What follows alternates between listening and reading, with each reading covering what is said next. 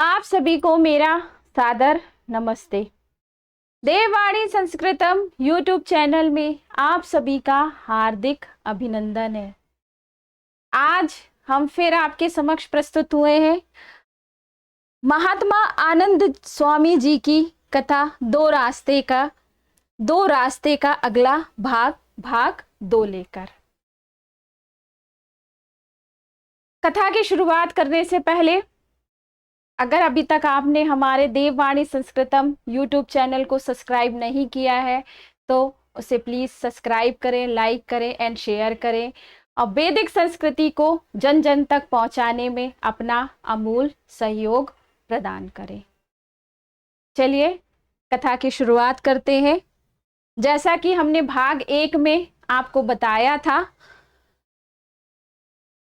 कि अब जब हम कथा की शुरुआत करेंगे तो महाभारत की कथा आती है जिसमें सुंद और उपसुंद नाम के 2 राक्षस हैं। उन्हीं की कथा से इसकी शुरुआत करते हैं। दोनों सुंद और उपसुंद दोनों सगे भाई थे।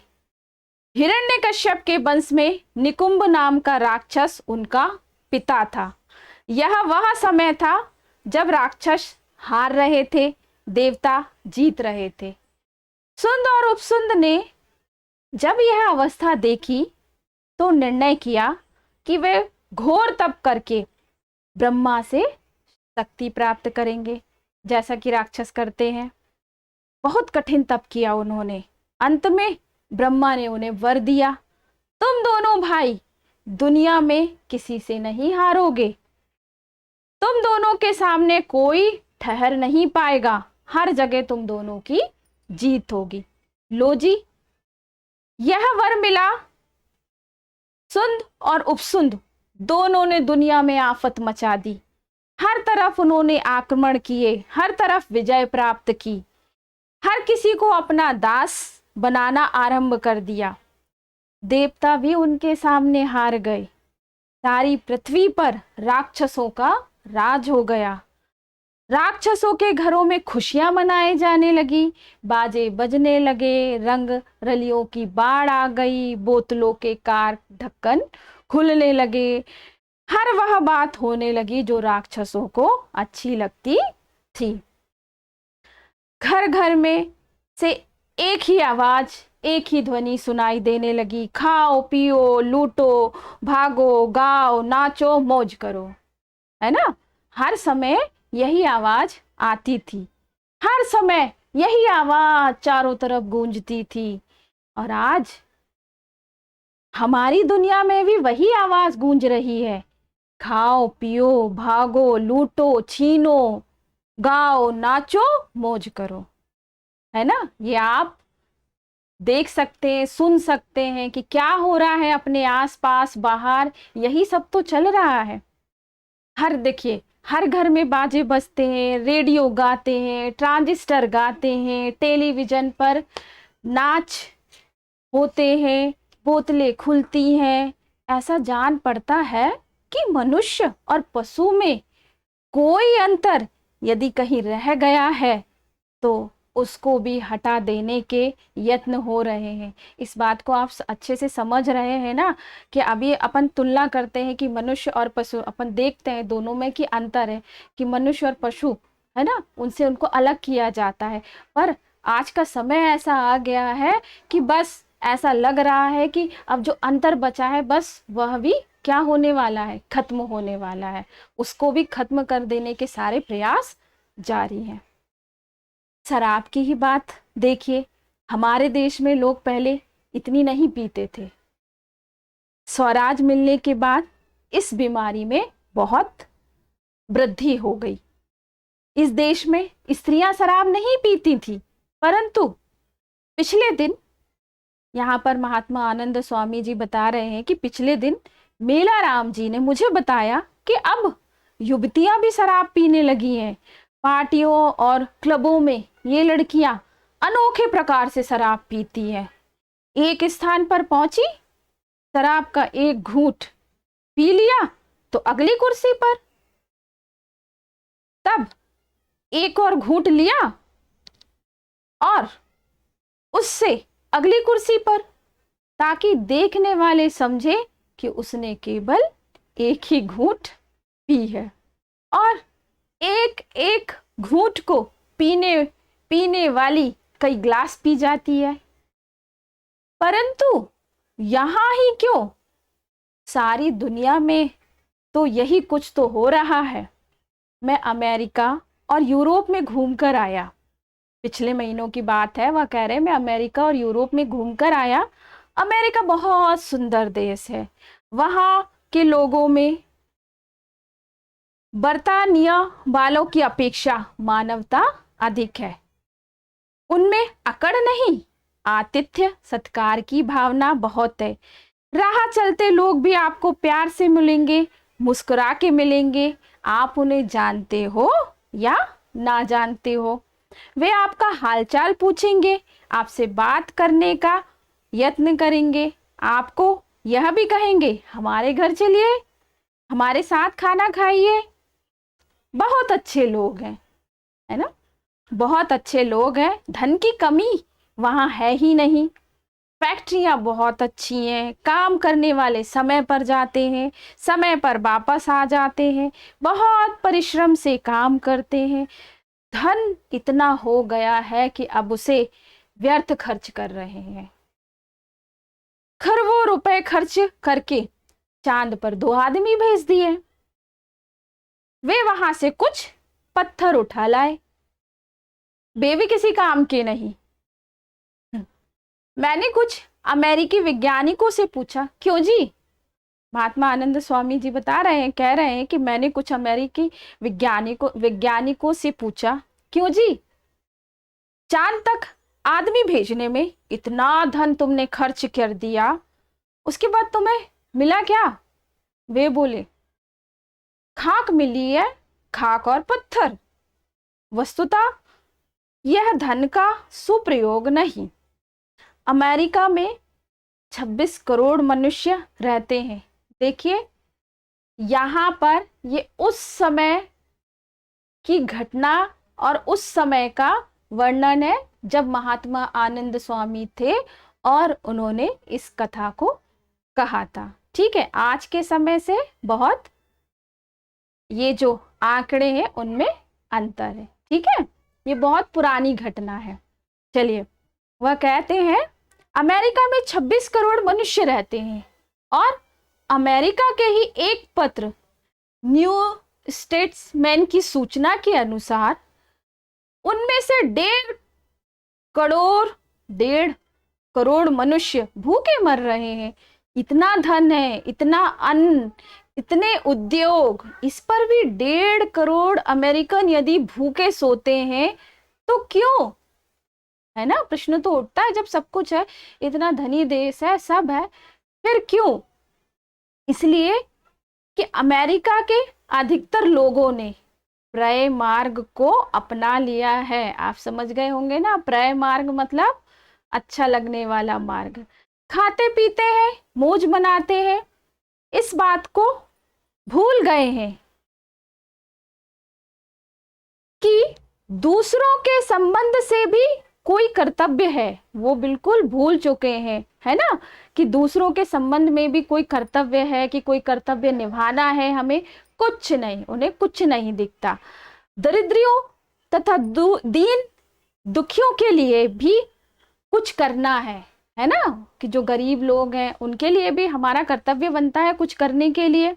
खाना पीना बुरा नहीं, मैं भी खाता हूँ पीता हूँ, परंतु आजकल तो पीने का अर्थ कुछ और हो गया है ना, समझ गए होंगे आप।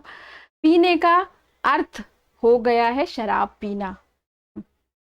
मेरे विचार में यहाँ करोल बाग में तो कोई नहीं पीता, यहाँ तो शराब की कोई दुकान ही नहीं है शायद। एक सज्जन ने कहा, है स्वामी जी, है, अब खुल गई है। स्वामी जी ने पूछा, आजादी के बाद? उस सज्जन ने उत्तर दिया, जी आजादी के बाद। स्वामी जी हंसते हुए बोले, स्वतंत्रता जो मिल गई भाई, यही नहीं होगा तो क्या होगा? गांधी जी कहते थे, स्वराज मिलने के बाद 2 बातें इस देश से बिल्कुल समाप्त कर दी जाएंगी। एक मद्यपान और दूसरी गौ हत्या।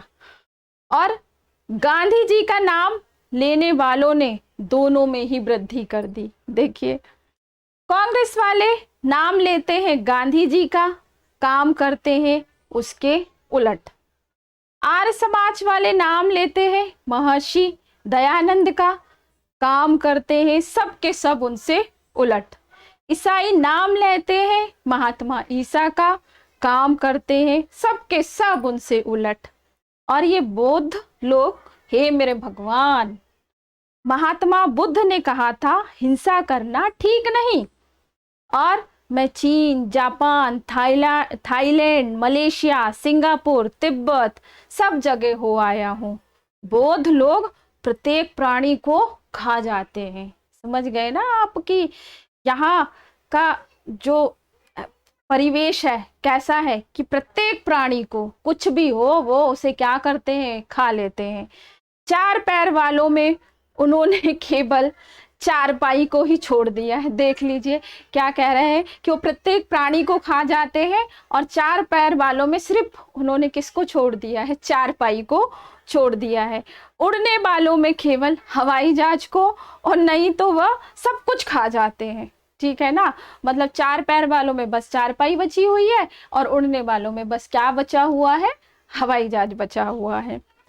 उन पुण्य महात्माओं का नाम तो लेते हैं ये लोग, उनकी बात मानने को तैयार नहीं, उनके दिखाए रास्ते पर चलने को तैयार नहीं। अमेरिका में भी यही हो रहा है। मैंने आपको सुंद और उपसुंद की बात सुनाई कि उनके समय की तरह आज भी दुनिया में राक्षस राज है। सब लोग प्रय मार्ग की ओर दौड़े जाते हैं, परंतु उसका परिणाम क्या है? अमेरिका मुझे बहुत अच्छा लगा। उसके आकाश को छूते बड़े बड़े भवन, उसके बड़े बड़े पुल, उसकी सुंदर सड़कें, उसके कारखाने, उसके लोग सब अच्छे हैं। परंतु इन भवनों, सड़कों और ये सारी चीजों के पीछे हो क्या रहा है, इसका पता अमेरिका के अखबारों से लगता है। अमेरिका की लायन क्लब का एक अखबार है लायन। इस पत्र के पिछले 1971 के, देखिए समय उस समय का, 1971 के जुलाई अंक में एक सज्जन डॉक्टर जैनवी रासन हाम ने एक लेख लिखा जिसका शीर्षक था rioting burning bloodshed assassination in the United States, अर्थात अमेरिका में दंगे फसाद, आग लगाना, खून कत्ल। इस लेख में डॉक्टर रासन हाम ने लिखा कि अमेरिका के अंदर अपराधों की संख्या निरंतर बढ़ती जाती है। ऐसा ही एक और पत्र है अवैक, वह कैथोलिक ईसाइयों का पत्र है। मैं इस पत्र का ग्राहक हूँ। स्वामी जी कह रहे हैं कि मैं इस पत्र का ग्राहक हूँ। हर मास यह पत्र मेरे लिए आता है। मैं इसे अमेरिका की हालत जानने के लिए पढ़ता हूँ। कई भाषाओं में ये पत्र छपता है। सब भाषाओं में मिलाकर यह पत्र 56 लाख छपता है। मतलब सभी भाषाओं को मिलाकर कह रहे हैं 56 लाख इसकी प्रतियां छपती हैं। इस पत्र ने लिखा कि अमेरिका की जनगणना में तो 9% की वृद्धि हुई, परंतु अपराधों की गिनती में 62% की वृद्धि हुई। देखिए, जनसंख्या 9% और अपराध का जो ग्राफ है वो कितना है, 62%। इस पत्र ने ये बताया कि पिछले वर्ष में अमेरिका के लोग 21 करोड़ 50 लाख गैलन शराब पी गए। अब यह गैलन कितना होता है ये तो मुझे पता नहीं। एक सज्जन ने कहा गैलन 6 बोतल का होता है। स्वामी जी बोले एक गैलन में 6 बोतलें होती हैं तो 21 करोड़ 50 लाख गैलन में कितनी हुई, यह हिसाब किताब तो मैं जानता नहीं। अब इसी हिसाब किताब से लेकर उनके बारे में बताया गया है कहा गया है कि ये सच है कि पूज्य जो स्वामी जी महाराज हैं हिसाब किताब नहीं जानते। महात्मा आनंद स्वामी के बारे में कहा गया कि ये जो पूज्य स्वामी जी हैं वो हिसाब किताब नहीं जानते। हिसाब ना जानने के कारण वे बचपन में स्कूल के अंदर फेल हो गए, है ना। उनके पिता पूज्य लाला गणेश दास जी ने उन्हें स्कूल से उठा लिया, आगे पढ़ाया ही नहीं। जब वो फेल हो गए तो उन्हें नहीं पढ़ाया गया। स्वामी जी उस समय खुशहाल चंद थे, खुशहाल चंद थे, नवयुवक, कसरत के शौकीन, काव्य के दिलदार और कहानियों के प्रशंसक। कविताएं लिखते थे, लिखकर रख देते थे या फाड़ देते थे, है ना, क्योंकि ग्राम में उनका, वहाँ गांव में उसका कोई भी मूल्य ना था। मेरे पूज्य दादाजी ने यह समझकर कि यह लड़का किसी काम का नहीं है, उन्हें सोडा वाटर की एक मशीन मोल दे दी कि सोडा वाटर की बोतलें भरो और कुछ कमाओ। भाई काम तो कुछ करना पड़ेगा ना, ठीक है। तो उनको एक सोडा वाटर की मशीन ला दी, है ना, कि भाई ये सोडा वाटर भरेंगे और उससे कुछ कमाएंगे। तो यह सब काम चला नहीं, तो पूज्य दादाजी ने उन्हें जुराबे बुनने की मशीन मोल ले दी। दादाजी सोचे कि ये लड़का कुछ तो करे, है ना। श्री खुशहाल चंद जी स्वयं भी जुराबे बुनते, दूसरों से भी बुनवाते। परिश्रम करने से वह घबराते नहीं थे, परंतु व्यापार तो किससे चलता है, हिसाब किताब से चलता है ना। और खुशहाल चंद जी को हिसाब किताब में कोई भी रुचि नहीं थी। तभी डीएवी कॉलेज लाहौर के पहले प्रिंसिपल और आर्य समाज के नेता महात्मा हंसराज जी ग्राम में आए, है ना, गांव में आए। वह रात के समय उन्होंने एक लंबा भाषण दिया। प्रातःकाल समय खुशहाल चंद जी उनके पास पहुंचे और बोले, महात्मा जी, मैंने आपके भाषण की एक रिपोर्ट लिखी है, इसे देख लीजिए। यदि कोई बात ठीक ना लिखी गई हो तो उसे ठीक कर दीजिए। महात्मा जी रिपोर्ट पढ़ी, महात्मा जी ने रिपोर्ट पढ़ी, सामने बैठे नवयुवक को देखा, रिपोर्ट पढ़ी और सामने बैठे नवयुवक को देखा, चकित होकर बोले, तुम क्या शॉर्ट हैंड जानते हो? नवयुवक ने कहा, जी नहीं, मैं अपनी स्मरण, यह जो मैंने रिपोर्ट तैयार की है वह अपनी स्मरण शक्ति से तैयार की है, स्मरण शक्ति से लिखा है मैंने, है ना। महात्मा जी बोले, किसके बेटे हो तुम, नाम क्या है तुम्हारा? तो खुशहाल चंद जी इस बात का उत्तर देते कि इससे पहले मेरे पूज्य दादाजी वहां पहुंच गए और वह ग्राम की आर्य समाज के प्रधान थे। उन्होंने महात्मा जी का जब सवाल सुना तो दुख से बोले, जी यह मेरा पुत्र है, अयोग्य है, बहुत पढ़ा नहीं है। महात्मा जी ने सोचते हुए कहा, यह आपके काम का तो नहीं, इसे मुझे दे दीजिए। पूज्य दादाजी बोले, आप ले जाइए इसे। और कुछ दिन के बाद महात्मा जी का पत्र आने पर भी, महात्मा जी का कुछ दिन बाद क्या हुआ कि महात्मा जी का पत्र आने पर श्री खुशहाल चंद जी अपने ग्राम से लाहौर पहुंच गए। उन्हें खत लिखकर वहां से बुलाया गया तो वह लाहौर पहुंचे। महात्मा हंसराज जी को मिले। महात्मा जी ने साप्ताहिक पत्र आर्य गजट के प्रबंधक को बुलाया और बोले, खुशहाल चंद जी को आर्य गजट में रख लीजिए, यह वहां कार्य करेंगे। महात्मा जी का तात्पर्य यह था कि खुशहाल चंद जी को सह संपादक के पद पर रखा जाए। प्रबंधक महोदय ने खुशहाल चंद जी को आर्य गजट का कोषाध्यक्ष क्लर्क बनाकर हिसाब किताब उनको सौंप दीजिए। देखिए, हिसाब किताब वह नहीं जानते, जिस चीज से वह भाग रहे थे उन्हें बोला गया सह प्रबंधक बनाने के लिए, और उन्हें क्या बना दिया गया, उन्हें कोषाध्यक्ष क्लर्क बनाकर हिसाब किताब का कामकाज दे दिया गया। 30 रुपए मासिक उनका वेतन निश्चित कर दिया गया।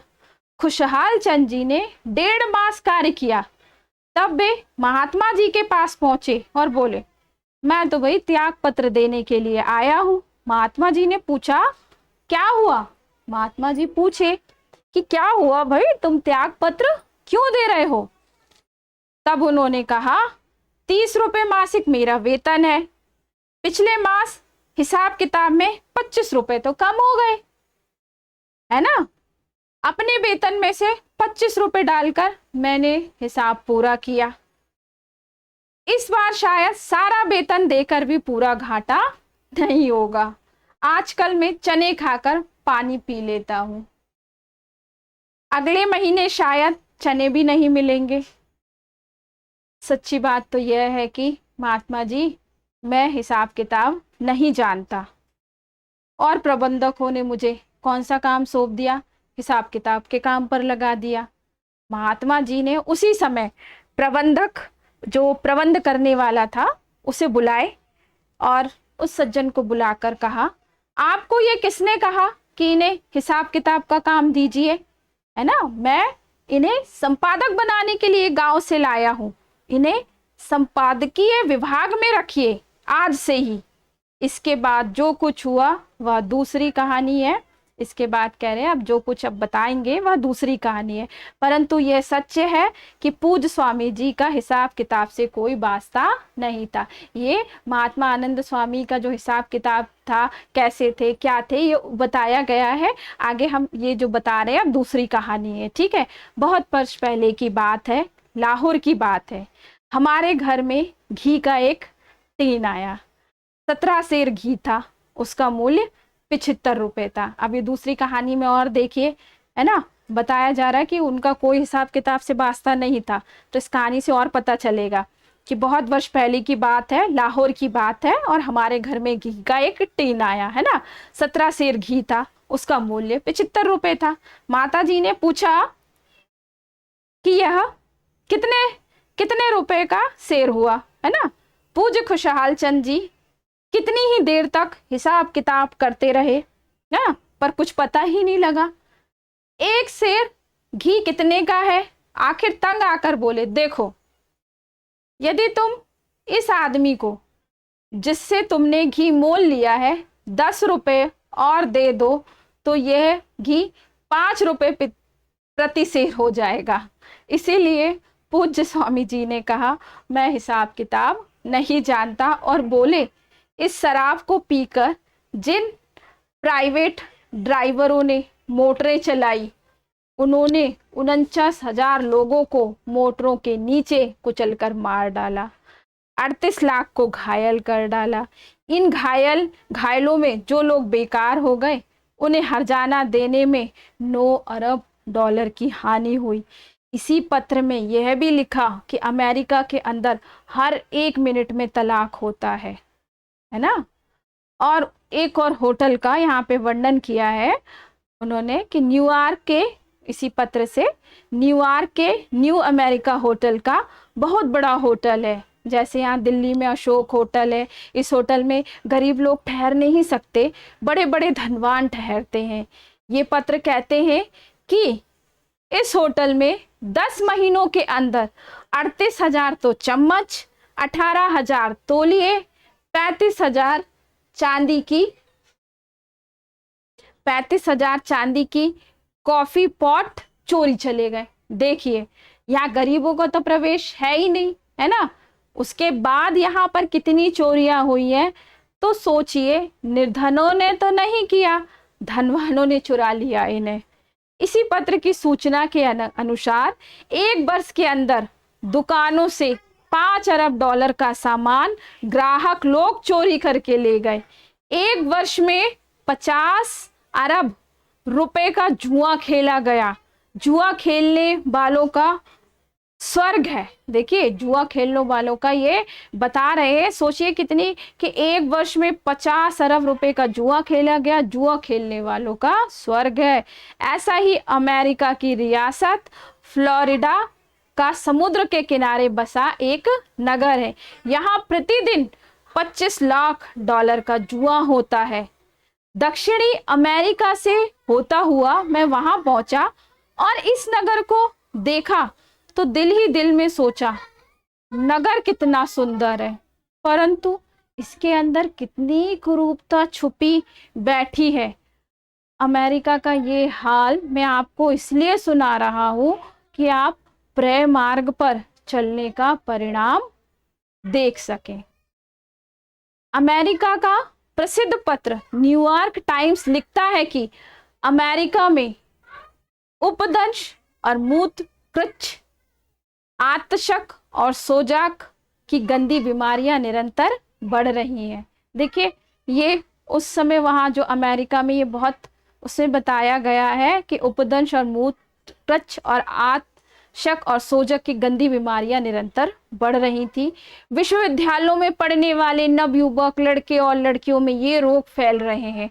यही पत्र यह भी लिखता है कि अमेरिका में आत्महत्याओं में निरंतर वृद्धि हो रही है। अमेरिका में मृत्यु के जो कारण है उनमें आत्महत्या 11वां कारण है। अमेरिका में और कई दूसरे देशों में भी किसी विशेष बात के संबंध में लोगों की राय जानने के लिए एक गैलप पोल होता है ना। तो देखिए, इसके अनुसार क्या बताया उन्होंने, महात्मा जी ने, कि ये जानने के लिए अमेरिका में कि कितने प्रतिशत लोग धर्म से दुखी हैं, उसे मानते नहीं और उसे व्यर्थ की वस्तु समझते हैं। 1957 में एक गैलप पोल हुआ तो 14% लोगों ने कहा कि वह धर्म से तंग है, उसे व्यर्थ की वस्तु समझते हैं। 1962 में एक गैलप पोल हुआ तो 31% ने यही बात कही। 1969 में ये राय जानी गई तो 45% ने कहा वह धर्म को मानते ही नहीं, वह इसे व्यर्थ और हानिकारक समझते हैं। आज तक इस प्रतिशत में कितनी वृद्धि हुई है यह मुझे पता नहीं। देखिए, धीरे धीरे यह प्रतिशत बढ़ता गया है, कम नहीं हुआ है। इसका तात्पर्य यह है कि अमेरिका के सभी लोग नास्तिक और बुरे हैं। इसका तात्पर्य तो यह अगर ऐसे निकाले कि अमेरिका के सभी लोग नास्तिक और बुरे हैं, नहीं, अच्छे लोग भी हैं वहां पर, बहुत से अच्छे लोग भी हैं वहाँ, बहुत अच्छे भी हैं, है ना। इसके अनुसार ये नहीं कह रहे कि सभी लोग नास्तिक हैं और बुरे हैं, अच्छे लोग भी हैं। परंतु जिन लोगों ने अमेरिका को स्वर्ग समझ लिया है उनको वास्तविकता से अवगत कराने के लिए मैं ये बातें आपको बता रहा हूँ जो स्वयं अमेरिकन पत्रों ने लिखी है ना। अब देखिए, अमेरिका की जनगणना है 26 करोड़। इनमें से एक वर्ष के अंदर 13 करोड़ मनुष्य डॉक्टरों के पास जाते हैं। ये डॉक्टर 1 अरब नुस्खे इन रोगियों के लिए वर्ष भर में लिखते हैं, क्योंकि रोगी एक बार तो डॉक्टर के पास नहीं जाता ना, कई बार जाता है। इन 1 अरब नुस्खों के आधार पर $3.5 अरब की दवाइयां वहां हर वर्ष खरीदी जाती हैं। और रिश्वत का तो क्या हाल है यह अब हम देखेंगे अगले हमारे भाग में, ठीक है। यही मैं अब अपनी वाणी को विराम दूंगी और आपको एक और चीज ये बताना है कि जो महात्मा आनंद स्वामी का जो हम अगला भाग पढ़ेंगे, तो इसके लिए हमारे YouTube चैनल देववाणी संस्कृतम YouTube चैनल की प्लेलिस्ट में एक कॉलम बना दिया गया है, महात्मा आनंद स्वामी के आध्यात्मिक प्रवचन के नाम से है। वहां पर जाकर ये सारे भाग आप प्राप्त कर सकते हैं। चलिए, आप सभी का बहुत बहुत धन्यवाद। आप सभी को मेरा सादर नमस्ते। खुश रहिए, मुस्कुराते रहिए और अपना ध्यान रखिए।